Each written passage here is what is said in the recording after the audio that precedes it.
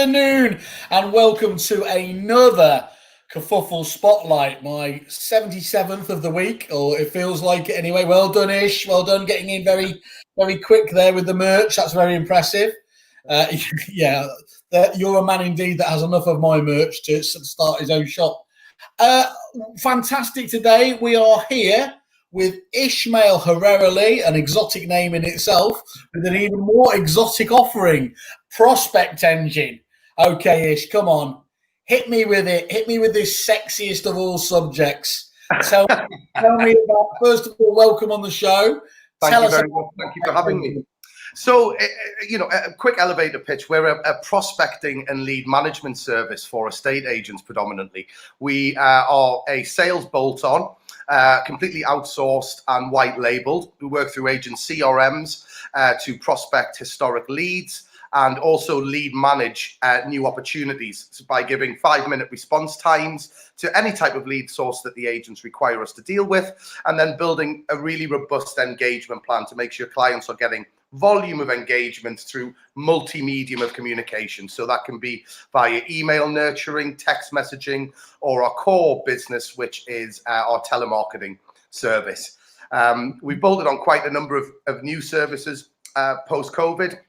So think of us as almost an entire client services team and the entire client services offering, where we can handle inbound calls, register applicants, tenants, but I think agents should use us as our skill set, or what our skill sets are, which is we're salespeople at the end of the day. So it's more, rather than doing administrative, so property maintenance issues, etc. I think agents should be using us for tangible ROI. Okay, so I mean, you mentioned there obviously client services departments. So for those who maybe you don't know what that is, that's where some of the larger agencies obviously create bespoke departments, don't they, to deal with things like overflow, dealing with leads, dealing with prospecting, and a whole host of other services in between. But of course, that is difficult to set up. It normally entails having a certain size. So what you're talking about here with Prospect Engine is essentially you don't have to worry about that. You can sort of suck it and see and take on the service, but get some of those very real advantages that the big guys get. Definitely. It's a completely bespoke offering, Simon. It's not one size fits all. Obviously, certain agents require assistance in certain areas and others don't. So we're really malleable. We can pretty much do anything an estate agent requires us to do within reason. And we have, various strategic partnerships with other suppliers that can, assist with things like sale progression or lead generation or, prop tech platforms for engagement or prospecting. So, anything and everything an estate agent requires with regards to lead management, prospecting, client engagement, customer experience, we're here to help and support them. And I think it's even more relevant in today's market, as we're finding a lot of agents that are hubifying, for want of a better word. They're hubifying, that's a new one. But, when they're looking to take on maybe self-employed associates in different areas, and being able to centralize their processes, their lead management, their call answering, it's been really successful so far.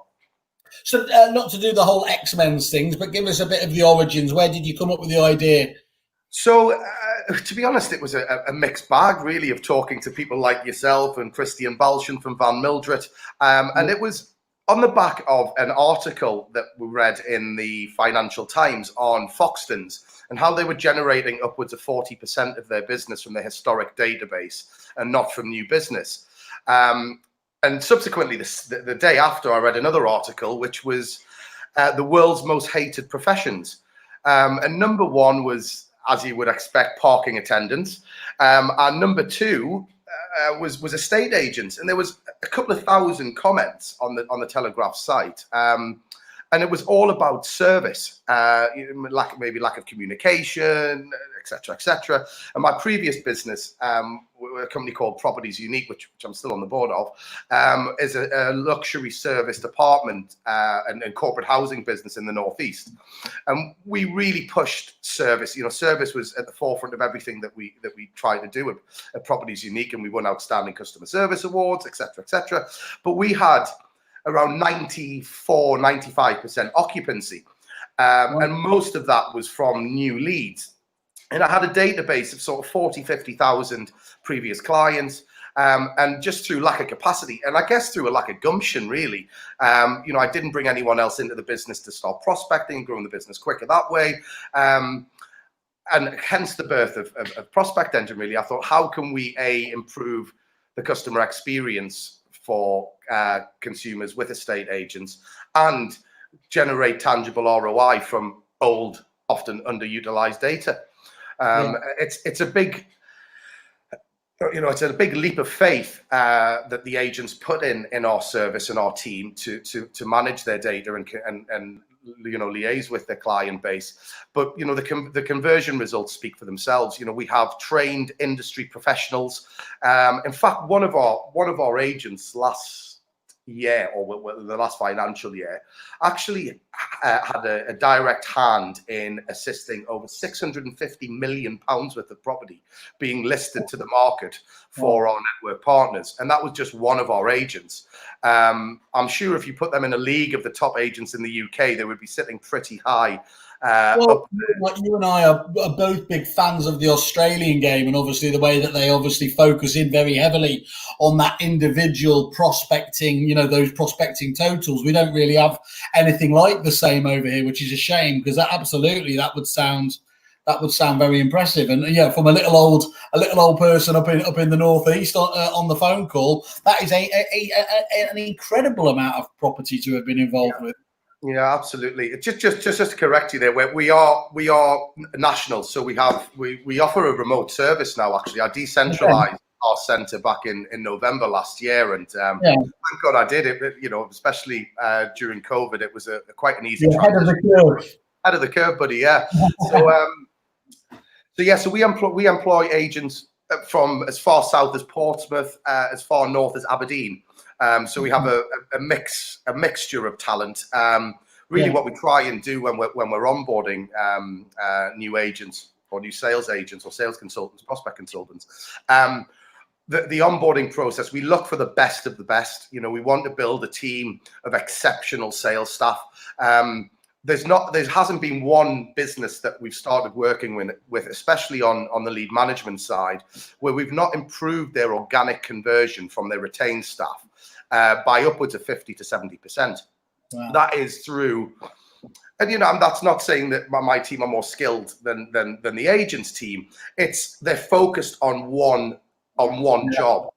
I think what a lot of agents struggle with is the fact that they have to wear so many hats. It's all very well and good saying, right, we have prospecting Fridays or, an hour in the morning, that's our prospecting time. But you know what it's like working in an agency. You could be key collecting, you could be doing photography, you could be dealing with a property maintenance issue, and all of that goes out the window. It's about structuring your prospecting and doing it consistently and effectively. For example, lead management. We give 5-minute response times to any lead source that you'd like us to manage. Yeah. The difference between calling that lead within the first 5 to 10 minutes in comparison to an hour, which is pretty quick for most leads, you'll see a 30% increase in conversion calling that within the first 5 to 10 minutes. That's dealing with that issue that I suffer from myself. I've inquired on something, and if somebody phones me back literally at lunchtime, I haven't got a Scooby-Doo what I was thinking about. Then you're out of the zone, aren't you? You might have moved on to something else there. Now, on the one hand, people could say, well, actually, you're just being a tire kicker, but there's still a massive point about engaging when you're in that, essentially in that buy mode, isn't there? Completely. The device in hand, still actively, looking at an estate agency or doing their searching. So it's really important. But it's not just about that initial call. It's about the engagement plan thereafter. So let me talk you through what a typical lead journey would look like. So let's say we get a lead in at 10 in the morning. By 10:05, that lead is engaged with via a telephone call initially. If we don't get in touch on that first call, we'll send a text message rather than leaving an email. Rather than leaving a voicemail. Yeah. And then they can engage through that medium if they prefer. If not, we will then call back again on the same day after 5:30 because our offices are open till 8. We would then try again the following day, and then 3 days later, 5 days after that, 7 days after that, and it goes into a cycle and a prospecting plan. So no lead is ever dead until it's been prospected to that nth degree. I had a scenario just the other day where I was training one of my new ladies, and she called me up and she said, "Ishmael, why am I prospecting this lead?" It was an online valuation lead from 2.5 years ago that had 18 calls from us in that time period without any form of communication from the vendor. And I said, well, look at the quality of the lead that we initially received. Correct email address, correct telephone number, full details and particulars of the property. There must have been an urge or a requirement at the time. And it's sod's law, the 19th call, the vendor answers. His first line was, "I've been meaning to call you guys back. God, you guys are persistent." And, I see persistence as a positive. Being a proactive business is paramount, in my opinion, in today's market. And being hungry for the business, it's all very well and good relying on brand reputation.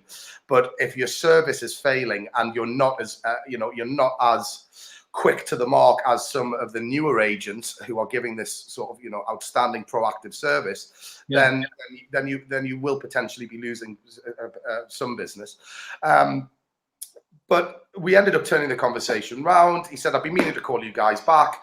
And we ended up booking a val in for him the following week, and that has now subsequently listed. So that was 2.5 years of continuous prospecting that has ended up in almost an 800 grand house going on the market at 1.5%.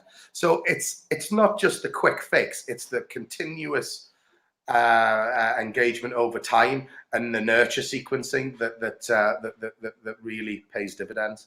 Well, and a lot of agents can't do that. Joe, obviously, who's a man who knows a lot about this, being a big red, being an expert in client services, says, "Couldn't agree more. I've previously chased leads for years before getting the valuation in and getting the instruction. Consistency is key." And Brendan actually echoes that with relentless persistence. And I've seen you in a bar. I know how you work. So I think what's really interesting about that, though, is what Joe says there is, I've spent a lot of time in Australia and looked at some of the very best, prospectors, those guys who have, literally doing 10, 12 millions a year. And James Tostovan over there was stellar performer, Marshall White, been doing it for years. And he allowed us to sit in on a 3-hour session. And there was no clever dialogue. It was literally the consistency. The fact that he made the point himself, he'd spoken to some of these people for 15, 20 and beyond that years, had never actually done business with themselves, but had struck the right balance between persistence and consistency so that it wasn't, don't get them on the phone and talk for too long because respect their time. But he had won so much business from those people because, of course, if it came up at the coffee table or over the dinner table or whatever else, those people would say, "Well, you know who you need to be talking to. We've never even listed with this company," and he stays in contact with us. Our own agent hasn't even bothered to stay in touch. And it's that, look, it's hard to distill, isn't it? But you've just got to understand that consistency does matter, and it does have an effect over the months and years. And let's be honest here, it's nobody's fault, within estate agency businesses, especially in the UK with the model that we have. You use the Australian, the American model. They're king prospectors because that is their sort of bread and butter. But in the UK, what we find is that a lot of agents are commissioned for either A, booking in valuations, or B, generating listings. And if there's an abundance of new leads, and business is in essence falling in the valuer's laps, then what and they're at full capacity during the day. That's the key part. It's not through a lack of gumption or a lack of drive. It's literally a lack of capacity.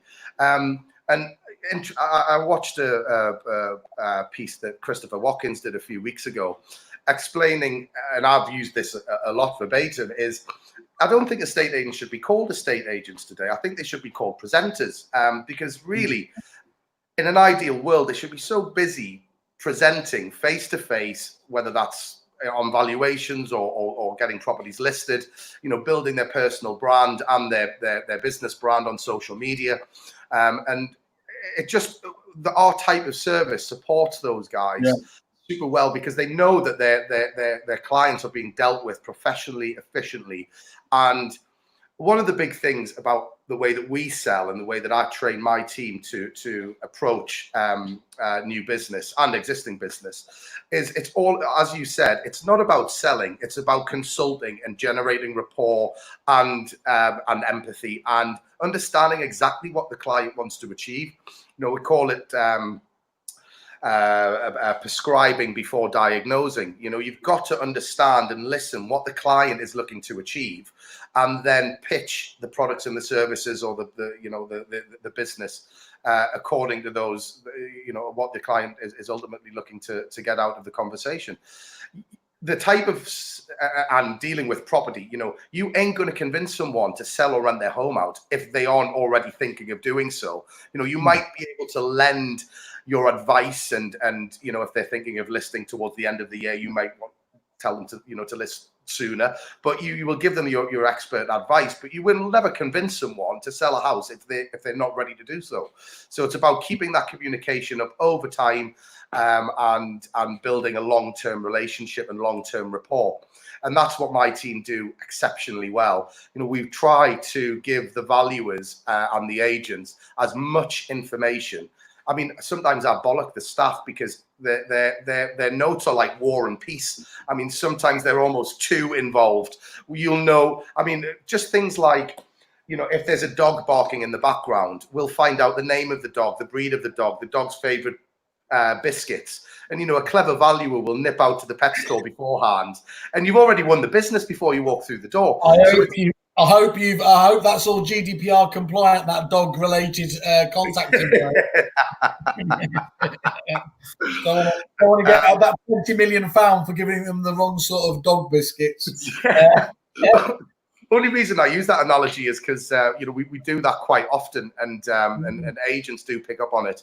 And one of the big compliments that we get from our agency partners is that the agents who are, the vendors who are booked by Prospect Engine always mention our team by name and in person during the valuation, and say how much crack and how much banter, how professional they were, etc., etc. And a lot of agents very good. I mean, you say obviously now you are national and you've got obviously all sorts now working for you, but there's something that comes through with that northeast, and it's got to come from you as well. There, to be able to have just the right measure of humour there is really, really important, and I think you can see that because the people, as you said, remember it. You are fighting against so much other noise out there and everything else. So to be able to instantly pick up that thing and say, oh no, I've spoken to this person again, is massive. And I'll just go back to James Tosterman. The thing that really impressed me was, funny enough, he didn't even use a computer, which of course always annoyed me, and I was at Repeat. But his fastidious notes, as you said, there was just bullet pointed. 2 dogs, supports whoever their Aussie rules football were. Just has had an extension done last year. That's sort of just really key important criteria. Oh, you've had that extension done. Would you like us to come round and actually tell you what your home's worth now? Is absolute gold dust again. And I think your point about the presentation, and again, our friend Mr. Watkins there, that's really, really important, because of course we are, it's the classic jack of all trades, master of none analogy is what you're talking about. And Tom Panos and not to turn it into full Aussie loving, John McGrath said, concentrate on delivering a world-class appraisal. Well, you can't be doing that if you know you've got to do, the sales progression, as you said, photography, the launching of the property. You've got to deal with the suppliers. All of that needs to be detangled from the process, doesn't it, and allow you to focus on that most important parts of the process. Absolutely. Yeah. You've got another friend here, and indeed friend of the show, and indeed mate. Hello, Mr. Bevan. I was surprised with the amount of opportunities Ish and his team unlocked during my time at Repeat. We worked together setting up the outsource model with a few clients and using the same simple power reports. The results were staggering. I am really glad there he said that, actually, because for one moment there, I thought he'd actually outsourced his own prospecting. When he was in my sales team, I thought the lazy git had actually just paid a couple of your guys to do it. I think that's worth pointing out, though. Look, I know one of the things that's really impressive about you is you will use the CRM system of whoever it is, just getting access via there. But I've seen, unsurprisingly, given the background, we've seen some of the Repeat clients you've got there. It is fair to say, isn't it, that one of Repeat's secret sauce elements is those power reports. You've had some stellar results, as people do with the client services departments, working with the RPS system and that particular setup. What is it about that particular program and those reports that makes it work with a service like yours? I think it's being able to report down on a real granular level and being able to literally report on any element of the CRM, whether that's from notes being produced by certain individuals, whether that's through status changes, whether that's through last and next call dates. We work with pretty much every CRM out there on the market. I'll be honest with you, the majority of our clients are Repeat, followed that by Dupix next. And obviously we work on bespoke CRMs with the likes of UMove for Property Franchise Group. And the reporting element is always really interesting for us because we use, think of us as a sales bolt-on, but almost sat in your office because everything that we do is transparent. So we use the agent CRMs to call manage, to update notes, to book in appointments into valuers' diaries. And usually as a sort of a caveat of the service, a lot of agents have idiosyncratic ways of using CRMs. I'm almost like a third division Simon Whale, Peter Knight, Ian White. I end up becoming a management consultant and looking at the business from grassroots, looking at all their prop tech platforms, et cetera, how they use their CRM. And a lot of the times when agents are used to working insularly, so without using an outsourced service like us, things like note taking on the CRMs, they might not be as as proactive as they will be following working with us. I like the line, if it's not in the CRM, it didn't happen, and that's a nice mantra to work on.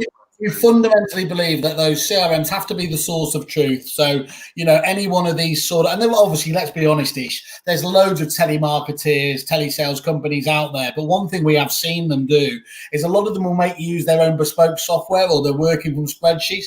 The minute you start putting another barrier in front of them, you've either got two things. You've either got a lack of quality of data, or actually you just got an admin task that's stopping you making the same number of calls, which is insanity when you're looking at a performance bonus, aren't you? Definitely.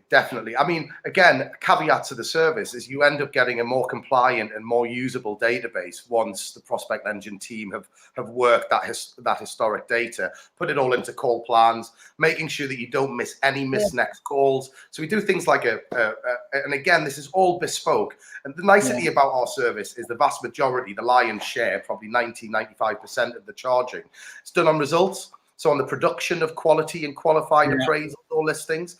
But just going back to what you mentioned there about the CRM management, you will end up having a much more cleansed and usable database once our team have worked your data, and it will be put into managed call and engagement plans moving forward. So once we've done one full swipe of the older data, it's just a case of maintaining that, looking over missed next calls, looking over things like MA follow-ups. We can be really clever about the way that we report and what remit you give our team. I think the big issue that we had, especially when we first started, upper management were all about generating more business for the agency. But the sort of the boots on the ground workers, the valuers, the BMs could feel as if we were stepping on their toes, or almost, pocket pinching. And if anything, we're the complete opposite. We're there to support their own retained staff. But Joe, I'm sure will be nodding, stroke, shouting at the stream there, because anybody who actually, many businesses that they themselves within a single business who've introduced client services departments will still sometimes have that challenge, won't they? When people in the offices, do see whatever, whether it's an outsourced client services department or client services department, even though they haven't been doing the job, and that's normally the reason why the client services department is there, they will still resent that they are, as you said, picking the low-hanging fruit. So how do you avoid that methodology, other than just trying to obviously focus that we're here to help you? It's all about the onboarding. It's all about that initial presentation, and getting the staff on board with what we're doing from the word go. Building a really tight remit on what is Prospect Engine's domain and what is to be left for the agents in branch. So as a rule of thumb, let's say if there's any missed next calls, that would be something that the Prospect Engine team could come in, manage, make sure that all the clients are being kept in touch with as and when they should. And then we work from last and next calls. So if there's works in progress that are being dealt with by the valuers or negs, we don't touch those.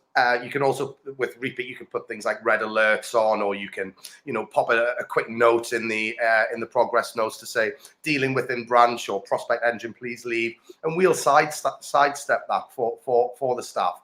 But it's just about having a clear remit on exactly what data and what Prospect Engine are doing within the business, and getting the staff on board from the onset. So constant communication from my team to their team.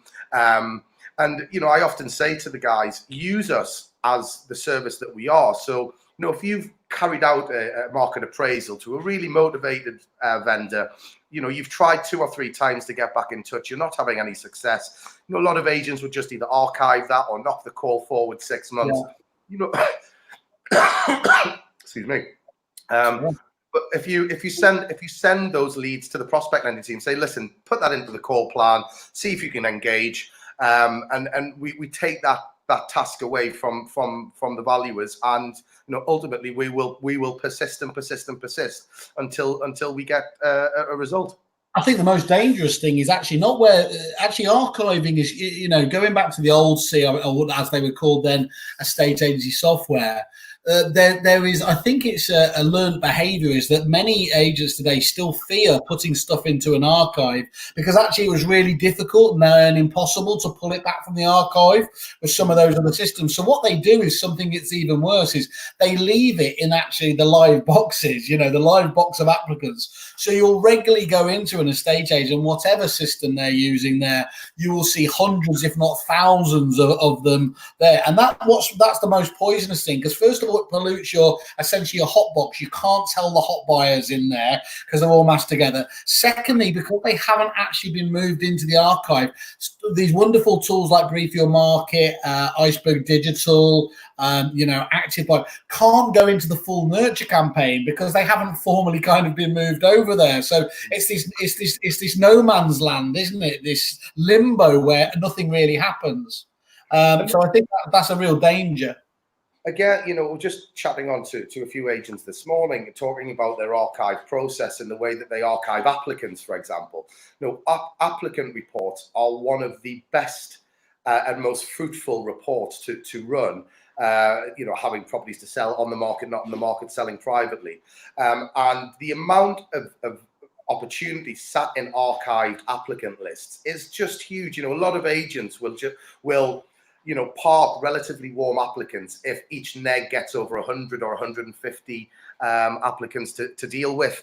So there's just so much. I can't tell you how much gold is sat inside agents' databases. It's obscene. Our record for a one branch agent was 110 appointments in a month from historic data. Yeah. And the problem we had there was we had no capacity, we had no appointment space for the next month, so we had to actually pull back service. And I said, what a lovely first world problem to have. Let's bring on some more valuers and let's keep cracking and grow the business further. So yeah, I mean that's an amazing story. Joe's talking about here just about that sort of, again, that process of prospecting, building a relationship over a long period of time with knowledge, empathy, and logic. I see so many agents going for the kill off the bat, but it's those that actually have conversations on a deeper level will get you the business. And he then goes on to say, I agree, Simon, it makes you human, and people do business with other people they like. The amount of time I spent my time in previous agents cleaning up the data was mad. It's the foundation for the future, and the income generated after I had laid these foundations was huge. Just talking about what you're talking about. And then 100% Whaley, so much pushback and unprecedented. However, building a relationship with them like a client is key. Once you find them a golden instruction or one they wanted, you let your results speak for yourself. I found touting helped, something agents are bad at. My team always came in and took instructions from other agents. And of course, your own agents will love that, won't you? So that's not bad. And actually, Brendan's just gone reiterating exactly what you've just said there. Turning data into gold sounds familiar. We just leave this to the professionals now. We're flat out dealing with the valuations provided. Brendan, I believe, actually, I seem to remember he's put a really good review for you on the site. So just to give Brendan kudos, he was actually our highest converting agent in June. He converted over 60% of our appointments into listings within the same month of them being booked. I mean, crazy figures. I think we booked 17 appointments, a mixture of listing and appraisal appointments, and he turned 11 of those into take-ons within the same month. Ish, we've spoken about some of the other companies that are out there, and again, remain nameless and everything else. But one of the things that I experienced myself when I'd use these services is if you don't get the model right. And they are all just paid on getting appointments into your diary. They will get appointments in your diary, but they will be absolutely the wrong sort of appointments. How do you, as a business, stop that happening? Other than I think you have built that into the pricing model itself, haven't you? Yeah, it's somewhat. I mean, the big thing for us is qualified and quality appraisals. The big crux question, and let's be honest here, a lot of agents want instant gratification. You do have, especially if you're dealing with prospecting of older data, you have to play a slightly longer game. So our big crux question is, are you looking to rent or sell your home out in the next 12 months? If the answer is yes, we will push to get a face-to-face valuation carried out. That is the big crux question. Organically, you will get the odd chancer or trier who spins us a yarn at our end, and you guys go out and it's not as buoyant an appointment as we would have liked. But 1 in 100, 2 in 100, I think we can all live with. Agents experience that as well. I think our conversion rate speaks for itself. 60% of appointments booked converting in the same month, and I know that we've got other factors that have helped that along in June, but our average conversion rate across all of our network partners in June was 40%. Yeah, staggering. Which is pretty high. I like to work on worst case scenarios, so I always say to agents, if you're converting 1 in 3 of our appointments into a listing, then you're doing a pretty good job. And I think our pricing model is very, very reasonable. Most of our agents are generating at least a 10 to 25 times return on investment with our service. And the wonderful thing is it's totally measurable, isn't it? It's just one of them. It's one of those, and that's the lovely thing about so many of these outsourced operations is, well, look, if they don't measure up, they provide you with literally the KPIs that you can judge this on. There's only 2 things that matter. It's is it delivering the quality, that you could either do yourself, and is it delivering on the ROI you wanted? If you've got that there, you'd be mad to look anywhere else, wouldn't you? Definitely. I mean, look, the results-based model, I would much prefer to charge an hourly rate or a daily rate. But we like putting our money where our mouths are. That's why we do a month's trial. which sort of mitigates the risks of having to enter in a long-term contract with Prospect Engine. And we have an 87% retention rate from trial to full service.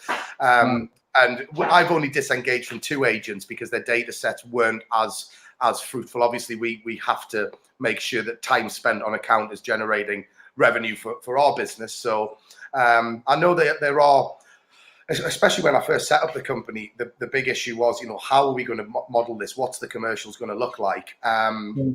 And I spoke with a few outsourced sales providers who were quoting me roughly anywhere between £300 and £400 per day per staff member, so between £30 and £50 per hour.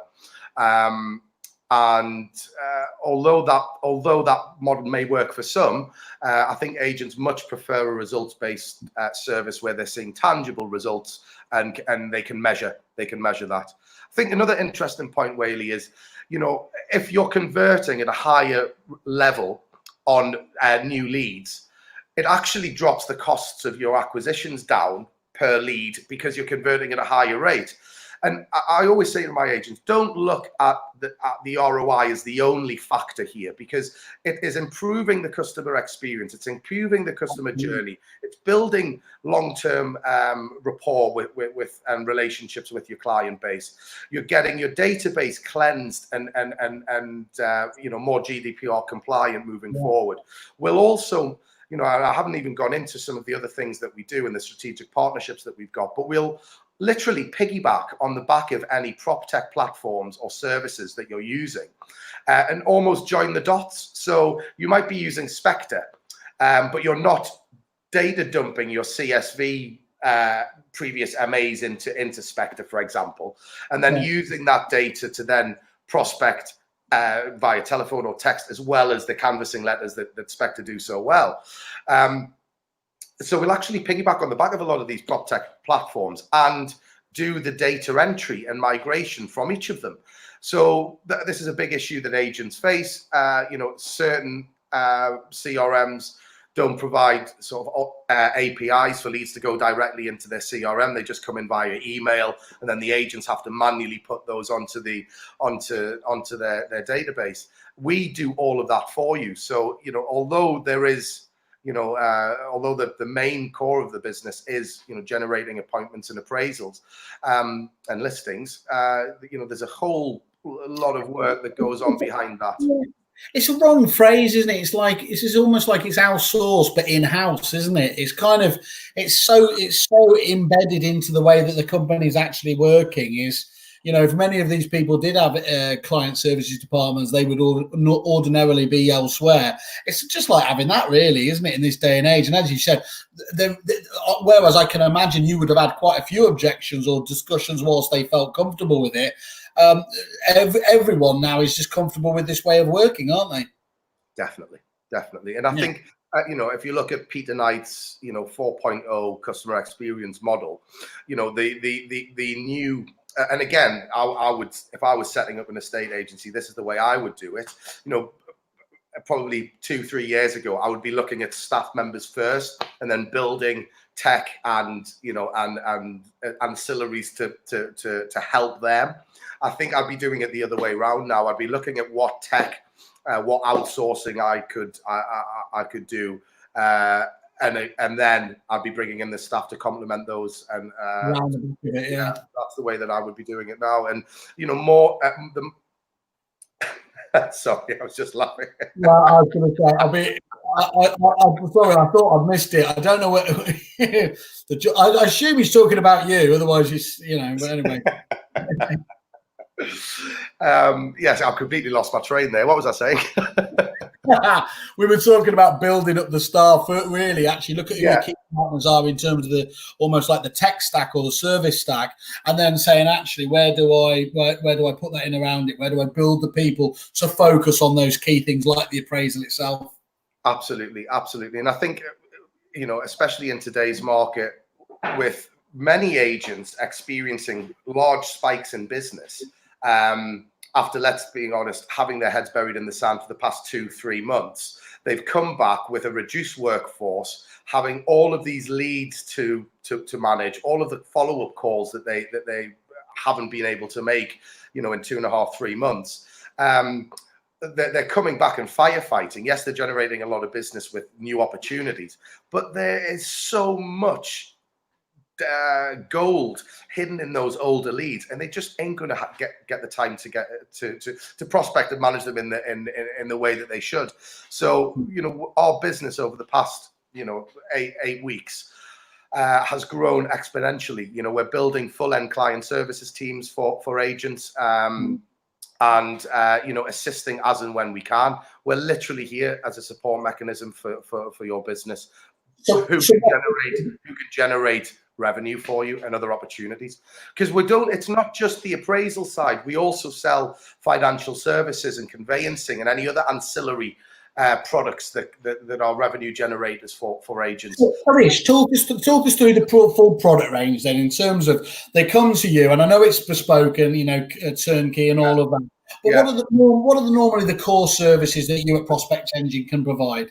Yeah, so lead management is probably number one, bolted on with prospecting. So that's immediate responses to any lead source that you'd like us to manage, and the prospecting of your historic data.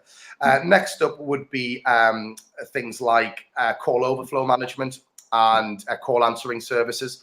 So we actually run a 24-hour service now. Our agents are operating that between 9 till 8 Monday to Friday, 10 till 6 on a Saturday. And I guess the differentiator is that because we are working directly through the agent CRMs, rather than it being a messaging service, we actually produce results and actually can handle most. Yeah, so we progress it. So rather than it being a message to go back to branch, we will actually action probably 80% of the inquiries that come through the business. So we will do, and on the back of that, we will register applicants and tenants, book in viewings, and pass any maintenance issues or things like that to the relative departments. So we're almost like a full front of house service as a call answering. We can complement your existing operation, so just handling overflow calls that you miss, or if you want us to handle the whole thing, we can do so. Okay. And then we work with strategic partners. So we work with the likes of ASAP on sale progression. Service, yeah. Fantastic service. We work with the likes of Andy Solomon at Yomdel on their live chat and handle their live chat leads that agents would be receiving on the back of their service. And with you mentioned Iceberg Digital earlier on. I mean, what a fantastic bit of kit that is. It's really wonderful. We've partnered up with Mark Burgess and the guys at Iceberg Digital, doing a multitude of things. Actually, the main sort of setup that we're working on with those guys is the data migration and the data cleansing side. So as we all know, the migration from, let's say, CRM to CRM or CRM to another prop tech platform can be pretty arduous, just with the way that the addresses, the names, etc. need formatting. So we're actually offering that data migration service for new and existing Iceberg Digital clients, but then we can utilize their platform to prospect in a much more concise and clever way, rather than it being a shots on goal game. We use their sort of client engagement scores, etc., to prospect in a much more meaningful manner, and we'll actually manage those platforms on behalf of our agents, because it really is, all these platforms are wonderful, but you have to put in the time and effort to get the most out of them, and this is what agents are struggling with at the moment. So we can piggyback on the back of most of the platforms that agents use for customer engagement, and make sure that it's managed in the right way. I feel really sort of enriched today. I just had Data Loft on, and they were talking about all of the people, obviously, because you sit in the ICG group as well, don't you? Which is all about collaboration, and they were talking about a number of the partnerships they have, and here you are again. And actually, this starts to sounds like to me the answer to what so many agents have been complaining about over the years, which is, I've got this tech stack, this supplier Jenga pile, and it just none of it fits together. But what I find interesting about your part of it, your part is the human connection element, isn't it? That's right. Yours is the contact element there that a lot of these digital solutions are lacking in. And of course, that blended effect, you would imagine, has a much more compelling effect if it's done right together. Absolutely. With that, as much as I would like to have a tech element of the business, which we'll probably have another webinar in a few weeks' time when I'll tell you about some of the new things that we've got going on. But what we would like to say to any prop tech platform out there or service is, if you feel that agents could benefit from having someone as a processor or administrator of your platform, so they're getting the maximum results, get in touch, because this is kind of what we would like to be perceived as, is a service element behind a lot of these prop tech platforms and prospecting solutions or client engagement solutions. We can offer that human element just to complement their amazing bits of tech. So any other suppliers then that you work with? Well, I mean, I mentioned the likes of Spectre, also Sprift as well. That's another great one, isn't it? There, if you have likes of them or research there, where you've got the data points. Yeah, both Matt and Sam, they've got fantastic products, and we utilize that as a re-engagement piece. So with our email and text message nurturing, we will target previous market appraisals by sending out a Sprift report or home track report, and put in for example, we would send out an email with a Sprift report on, with a Calendly link in the body of the email, where clients can book either an updated appraisal appointment or a virtual valuation, whatever that may be, or direct them to the online valuation tool, so they go back into the sort of the nurture and prospecting cycle. But apart from the data element, for us, it's a fantastic re-engagement piece. That if agents are looking to capture business, it's a fantastic way of doing so. It's all about content, it's all about value. And Valpal as well. We work very closely with the team at Valpal on the online valuation. That's crying out for it, isn't it? You've got that. You've just seen the valuation there. You want to talk to somebody. You've got obviously you guys to talk to. That's great. Yeah, and I mean, Valpal, we are working extremely successfully with at the moment, on the back of their social media push and lead ops, as well as their online Val tool and lead opportunities from there. I mean, the conversion rates are really good. So yes, wonderful. Cool. And you've touched on a few of the conversion rates. Just give us across the board again, and what it looks like from sort of good to great in terms of the conversion rates of appointments into listings from your clients. Yeah, well, like I said earlier, worst case scenario, I would say 1 in 3 of our appraisals will go to market. I have some agents converting upwards of 50% month in, month out. I have some of our more selective, high-value London agents that are converting 20 to 25%. So I normally say a mean figure of 1 in 3. But if you look in June, we converted 40% of the appointments booked in June. Now, you must remember, 20% of those are being carried out in July. We're probably up to about 50% of the appointments booked in June and carried out in June that have subsequently come to market. Right. You would normally expect that to cement over a 2 to 3 month period. I think if you're hitting 40%, you should give yourself a pat on the back. Yeah, that's fantastic. And obviously we're in this bit of a bounce back at the moment, but what do you perceive as being the agent's main pain points post sort of COVID? How are you seeing it develop? I think it's a lack of capacity. Having a buoyant business with often 70-80% of their workforce back in office and the other 20 still sat at home. I don't think that's particularly the business owner's decision. It may be due to childcare or other issues, but that's the main issue that I think agents are facing at the moment. They are so busy, but the way I look at it is, it's almost feast or famine in this industry. We don't know what the next 3 to 6 to 12 months are going to look like. So when you're getting this abundance of leads, you need to strike while the iron's hot. And by having our sort of bolt-on service, it frees up time from the agents having to lead, manage and qualify and do their general day-to-day prospecting, and allows them to literally be out on the road, back-to-back appraisals, back-to-back listings, and give them that support element. As well with sale progression. I know a lot of agents are spending a lot of time trying to get these properties through to completion.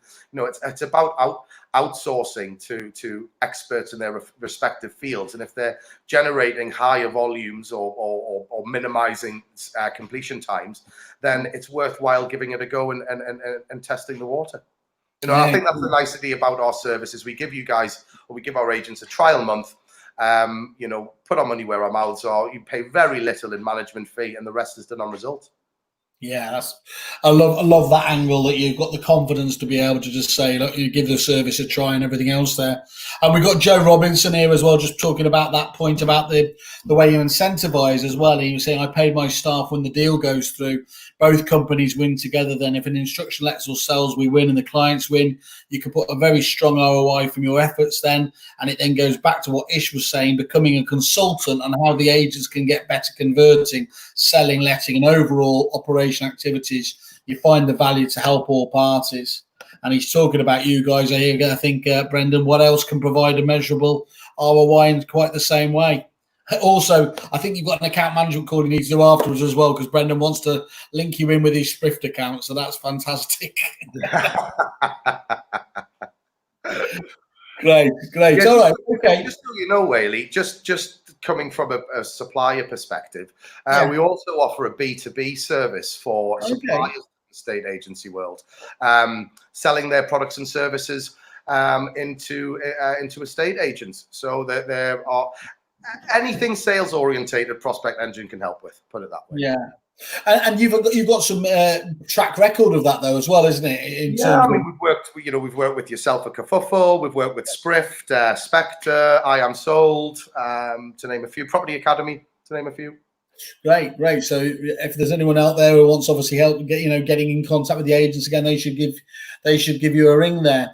Okay, that's fantastic. And so where do you see the service developing for you going forwards as well as a business? Obviously, you've got the core activity there, but are you going to shift the proposition at all? I think it all depends on what our agents want. If they want us to bolt on an additional type of service, then, as long as we can build a decent commercial model around it, we're happy to do so. I think it's about, we're in a big growth phase at the moment where just one of the issues that we're having is we almost can't recruit quick enough. We work with some fantastic recruiters, but just as a quick mention here, that if there are any agents that are watching this that have been made redundant or lost their jobs, do get in touch, because we are in desperate need of agents to come on board with the Prospect Engine family. So any agents, and you may have staff members that you might want to suggest speaking to us. We'd be more than welcome to chat with you guys and help you join a really progressive business. You've had a couple of scenarios, haven't you, whereby the actual owners of the business were thinking of getting rid of somebody, and ostensibly they've they've almost like passed them over to you so that you can take them on. And of course, actually, then they've done a little bit. You've almost let them recruited it back to that business just to help out on an as and when basis. Yeah. Cool. So look, I mean, one thing I would challenge everyone else out there, I mean, first of all, the thing I've taken from this is I love the idea of you describing yourself as a third division consultant, White, Peter Knight and myself. To be honest, just to be included with them was great. I always said Vauxhall Conference, but I'm taking that there. Do you know what? That's why we get on so well. I think, GDPR has been mentioned a few times, but actually the idea that you can just keep mass emailing people every few years and expecting that to be okay is, look, we haven't seen the fines and everything else coming in yet, but they will do if you keep on doing that. The fact that you are in continual conversations with these and essentially resubmitting is a critical benefit that I think you get off the back of this. What I think you're missing is here is, if I'm honest though, is I would be challenge anyone out there, whatever their CRM system, is to go in and do a report of all of their contacts, be they vendors, potential vendors, or applicants, and see how many next call dates are being missed and by what amounts. See how many are not being filled in even, again, which is another critical thing if your CRM system allows that. Because that really cuts to the nub, doesn't it, of the issue, as whether this is, doesn't matter what your staff are telling you in terms of keeping on top. If those are continually being missed, everything is being missed, you can be pretty much sure of. And of course, those opportunities, that gold is not going to, sort of, to use the analogy, it's not going to mine itself, is it? And the other key point as well is, if you've got a CRM system that doesn't allow you to do that, then you should be talking to Kerfuffle about the options there as well anyway, because CRM management and data management for agents, it should be at the forefront of everything that they do. Quality notes, knowing exactly what's going on with previous clients. You're only as good as the person inputting the information. You can have the best CRM in the world, but if the user is not filling out the information correctly or using the platform to its fullest extent, I would always say make sure that everything is on that CRM. No paper systems or Outlook diaries. Everything should be on the CRM that you're using, all in one easy to use space. And make sure you're updating your notes. Massively important. Makes a big difference going into a conversation with a previous history and previous notes on previous conversations against going in blank and vague. Okay, cool. I'm just going to have a look on the review on the website. Brendan obviously has been kind enough to pop on here. He's giving you, obviously, unsurprisingly, a 5-star review. He's talking about amazing at chasing the calls we need to make but don't have the time to do. Saves hiring another member of the team, and they're effective. 17 valuations booked last month, which we converted into 11 new instructions. It's been a game changer for us. That's absolutely incredible, is it? You don't really need to say so much. You don't need to do the hard sell. Thank you, Brendan, for doing that. Advise everybody, always have a look at the website, have a look at the reviews before you go with any supplier, because it's that sort of insight that's obviously so useful. Ish, we didn't get a chance to catch up beforehand, but have you got anything for my wonderful Kerfuffle members? Is there any deal you can do for our family? Yeah, absolutely. So I'm more than happy to offer a nil service charge for the service for month one. So in essence, you only pay for the appointments that we generate for you. Literally on performance. Literally all on performance. We do all of the onboarding. The only thing that our agents need to do is set up evaluations or client services email address at their business and get a CRM logins. We produce the localized number to call out on. Everything's white labeled. It's very, very quick and painless. Normally we can get a new account up and running within a day or two. Oh, that's really, really, and that localized number, just explain the sort of the importance of. Yeah, I guess we have certain clients where we use national numbers, and the pickup rate is slightly low, very slightly lower than a localized or personalized number. So we basically replicate an agent's local prefix. Okay, great. Thereafter, and then all of the calls that we make then track back into our center to answer and deal with. There's no point in us presenting on the number of the branch, because all of those calls will be going back into branch to deal with, which is kind of defeating the purpose of the service. So we handle everything, all the inbound calls. We actually pick up 99% of our inbound traffic within 4 rings. So this is, I mean, this is a really important feature for people, though. Even if you're just looking at this from the customer service standard that you aspire to, you know, if you, some agencies have wanted to try put in place almost SLAs, you know, for you know, if a lead comes in, whether it's digital or phone, anything like, being able to phone people back within a set certain amount of time, but have found it very hard to deliver on that because, of course, people do get dragged aside. I'm guessing with a service like yours, they can feel much more secure that they can hit those SLA numbers in the vast majority of cases, can't they? They can hit 100%. 100%, absolutely. No lead in our business has ever gone over 10 minutes from receiving the lead to the lead being engaged with. Wow. Wow. Okay, that's massively impressive. Okay, Ish. Well, look, anyone who's interested, please either drop Ish a line directly and just mention Kerfuffle, or of course you can go via the Kerfuffle website and just say you're interested. Ish, that's fantastic to hear about. As you know, it's close after my heart. I can't think of too many elements of the business that are more important than prospecting. And even if it just came down to that basic premise that you've got people specializing in it, what we find in every walk of life, and this will be no difference, is when you specialize on one aspect of the job, you get better at it. If you get better at it and you're paying largely on performance, you know, what's not to like? Thank you so much for having me, Whaley. No, great. Thank you very much. I will stay in contact, and please let us know. Thank you, everyone, today for contributing. It's been great to hear your feedback. Cheers, guys. Ooh.